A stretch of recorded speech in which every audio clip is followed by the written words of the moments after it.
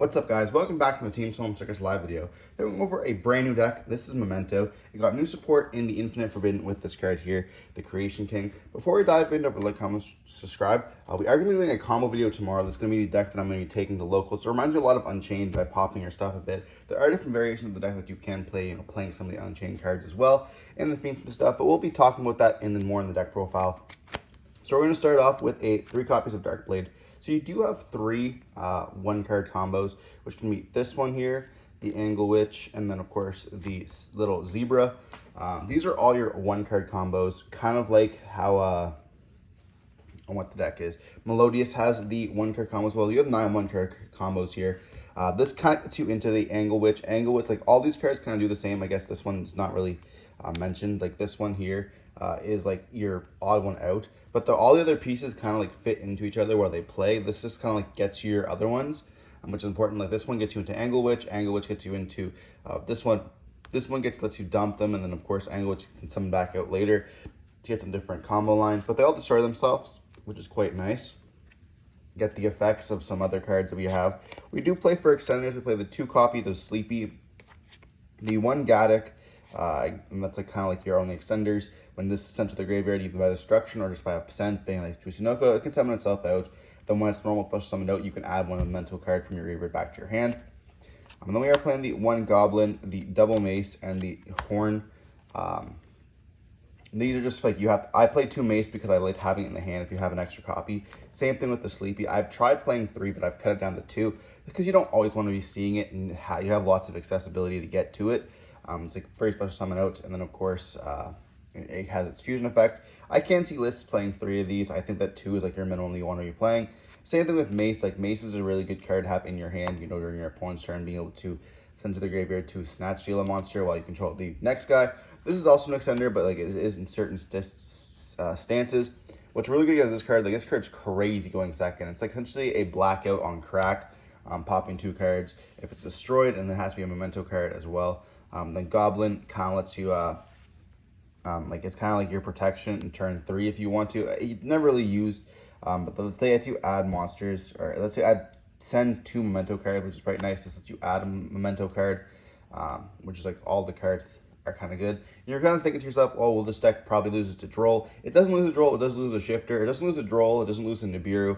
The certain combos that you open up, like there's different combos you can go, and there's different boards you can make as well, depending on how explosive or how hand trappy the deck is. But if you guys want to be seeing like how to beat this deck, let me know in the comment section down below. Now, it's not going to be like the best tier 1 deck, but it definitely is a really good deck for the format. Unfortunately, just Fire King or Snake Eye Fiendsmith is just so strong.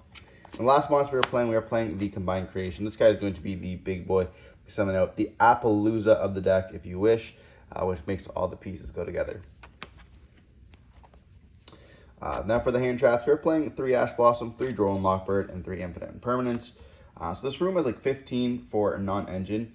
We are choosing to play only 9 hand traps for it. We are playing some board breakers as well, or some consistency cards. But I'm choosing to 3 Ash, 3 Droll, and 3 Impermanence is because, well, Impermanence is really easy to talk about. It doesn't play in the talents, which is very nice.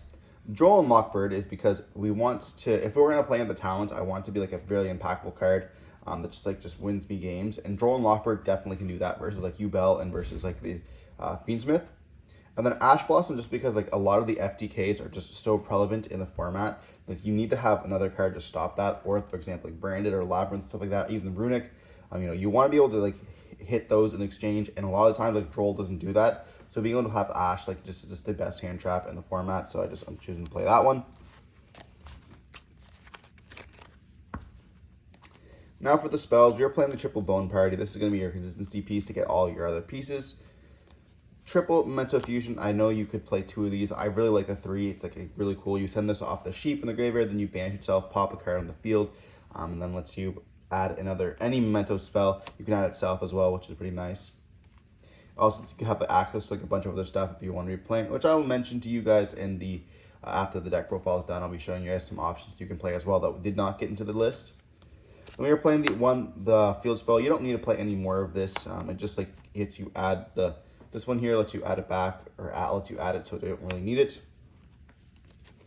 Now for consistency in the board breakers, you're playing the Triple Product Prosperity.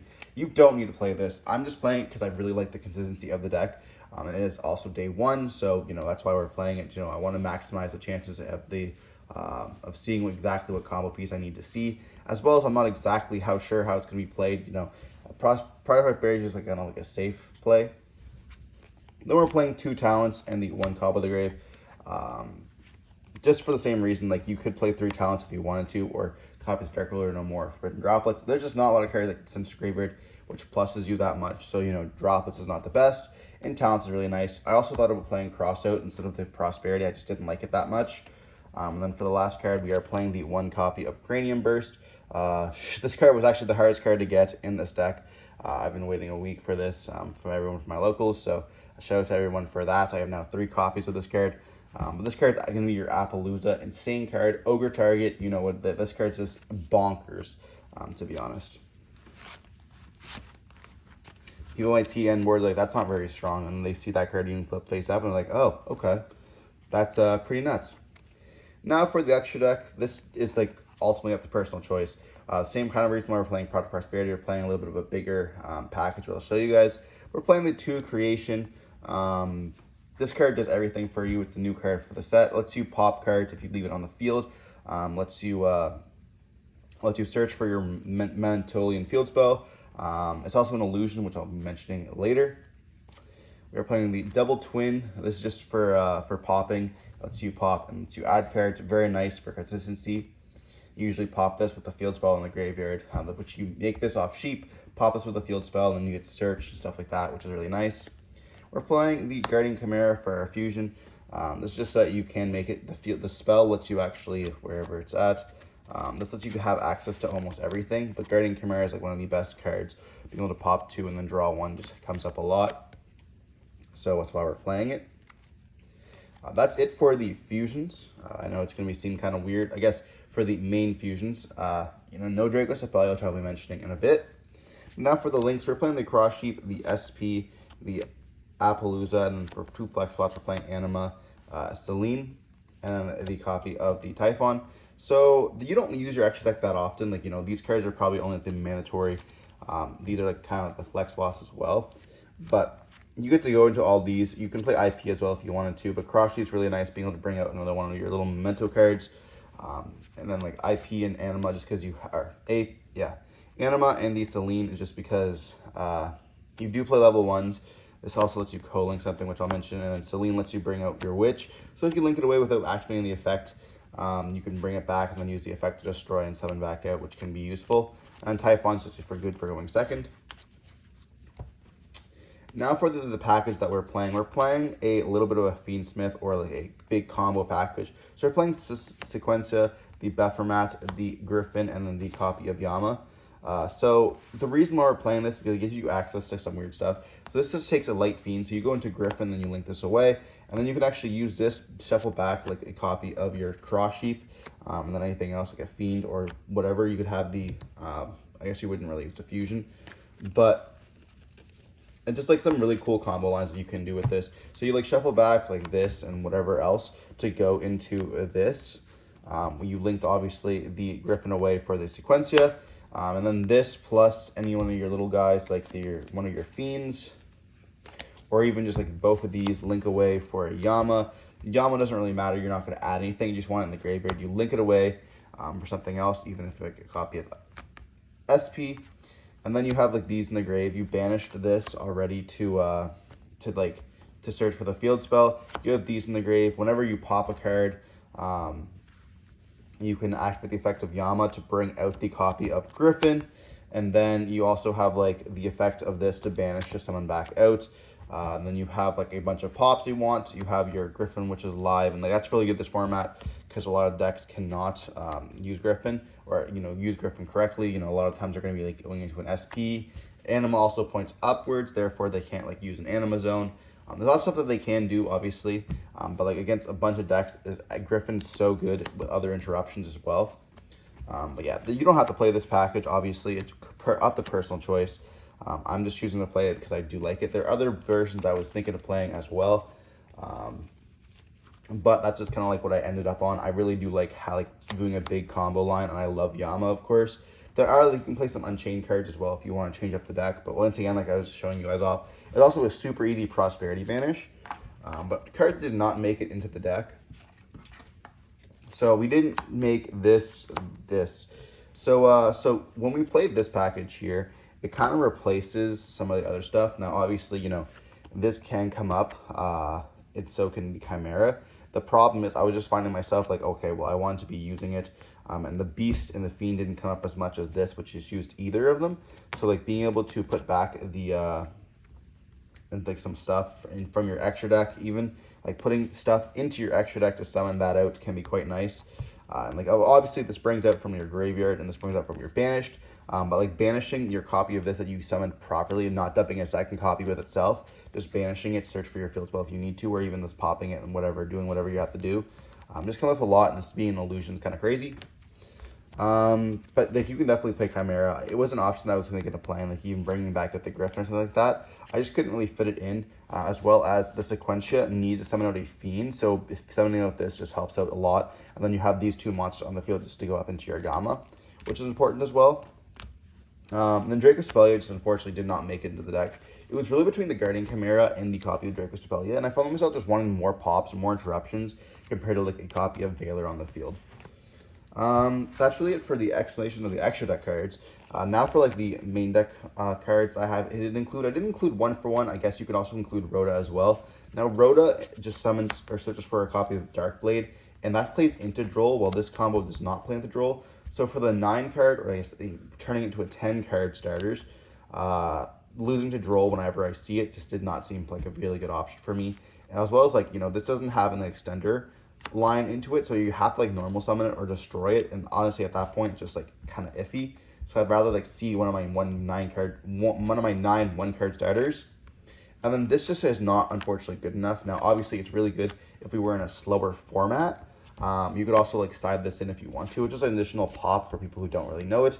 Can be really good in certain formats. So definitely pick one up and keep it on the back burner. Just right now, just not good enough, I find. But if the format changes, I'll definitely think about including it. And now for the side deck that I'm just showing you guys off. This is what I'm going to be taking to locals, or I guess at the point of this video, this is what I did take to locals. We're playing Triple Nib. This is just a hand trap that, you know, I feel like can come out this format. You know, you want those bigger board breaker cards, you know, stopping the combo at certain points, which is going to be Nibiru. Tempai, I'm assuming that the field spell is still going to be an amazing hit. They do have the new Gangora, or whatever it's called. This one here, the Genoroku Gangora. Yeah, what?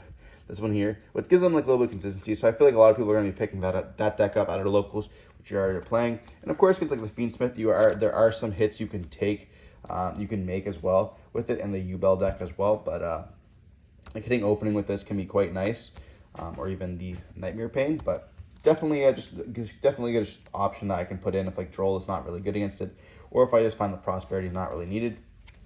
Now I'm playing triple copies of Cosmic Cyclone. Just want to play it safe. You know, Runic is going to be very relevant.